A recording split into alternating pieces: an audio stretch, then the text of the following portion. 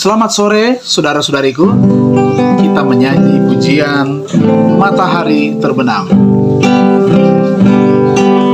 Matahari terbenam, tibalah sunyi malam.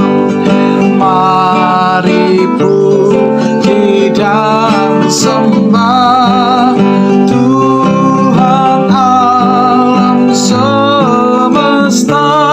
Puji Allah. Suci, suci, suci, Huwa Allah.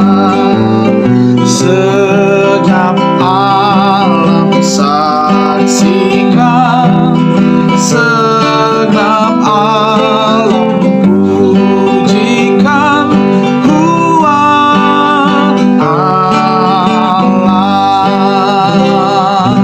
Kita berdoa.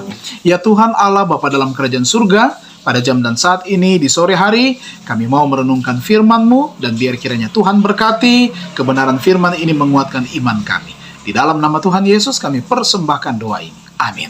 Oke, nah renungan firman Tuhan kita pada saat ini, pelajaran sekolah Sabat hari Minggu 19 Februari berjudul Hal Terutama Yang Pertama. Sekali lagi, hal terutama yang pertama.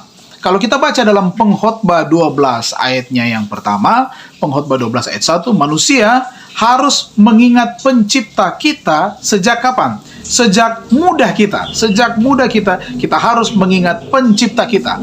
Nah, ketika orang muda yang menjadi dewasa, pikiran muncul tentang harus menyediakan kebutuhan-kebutuhan dasar mereka. Apakah itu makanan, pakaian, tempat tinggal, ataupun berkeluarga.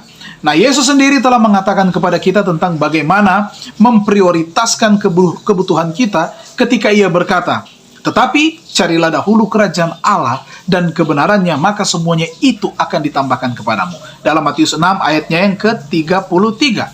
Tentu saja bagi mereka mungkin yang sudah lebih tua dan tidak membuat pilihan untuk Yesus ketika mereka masih muda, nah masih ada waktu untuk membuat keputusan yang benar dalam hal penata layanan.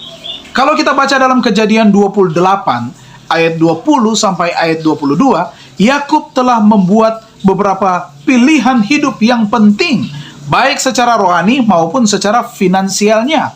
Dengan penglihatan, Tuhan memperkenalkan dirinya sendiri kepada Yakub sebagai, kalau kita baca dalam Kejadian 28 ayat 13, "Akulah Tuhan Allah Abraham, nenekmu, dan Allah Ishak."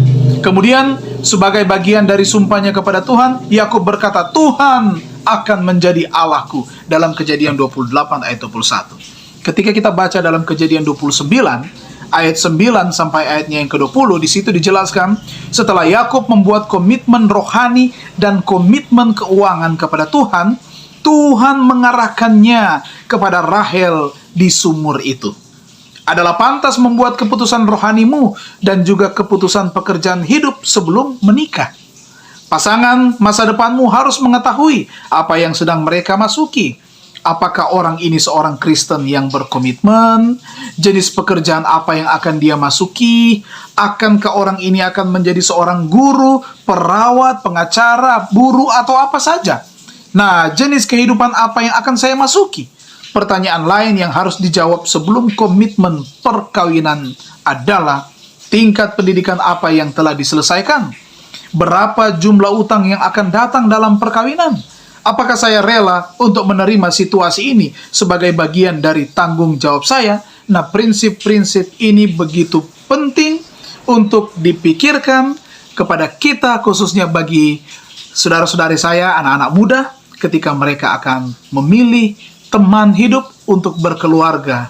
Inilah yang harus dipikirkan bersama. Yang terpenting adalah ketika kita mencari Tuhan dan mengutamakan Tuhan di dalam kehidupan kita. Mari kita tunduk kepala dan kita berdoa. Terima kasih Bapa di surga, kami boleh merenungkan firman Tuhan sebelum kami beristirahat pada malam ini. Kiranya kami rencanakan baik-baik apa yang harus kami lakukan sebelum kami melangkah berjalan bersama dengan Tuhan, pasti ada sukses dan keberhasilan. Berkatilah semua kami yang sudah beribadah pada jam dan saat ini. Berikan kekuatan, berikan kesehatan, berikan penghiburan, dan biar kiranya damai berkat kasih-Mu tinggal dalam kehidupan kami selalu. Ini doa sembahyang kami, di dalam nama Tuhan Yesus kami persembahkan doa ini. Amin. Terima kasih, mat beristirahat. Jangan lupa besok pagi untuk kita renungan pagi bersama. Tuhan memberkati kita semua.